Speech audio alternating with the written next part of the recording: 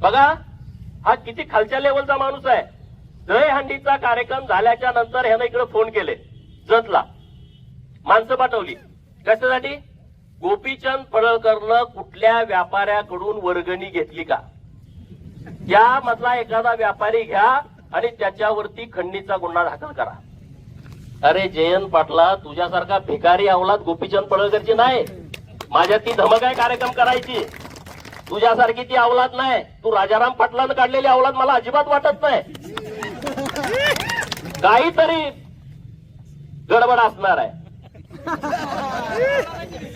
एवढ्या खालच्या लेवलला. आता माझा दांडियाचा कार्यक्रम आहे गरबाचा, ये माणसं पाठव. डोळं तिपून जाते तुझं कार्यक्रम बघताना.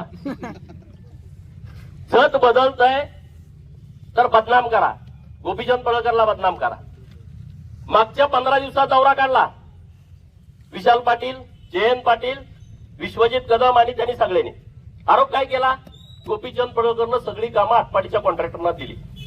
केलं का नाही? तुम्ही ऐकलं का नाही? आता मी ज्यांच्या ज्यांच्या गावात कामं करायला आलो उद्घाटनाला, आटपाडीचा कोण कॉन्ट्रॅक्टर आहे? आता उद्या होणारी काम आहे तिथं कोण आटपाडीचा कॉन्ट्रॅक्टर आहे? पण वातावरण काय झालंय? विशाल पाटील पण म्हणतोय आटपाडीला मतं मागायला तुला जायचंय का नाही पुढच्या वेळेस? आटपाडीच्या लोकांनी पण मतदान दिलंय. आता मी एक यादी तुमच्या समोर आणली.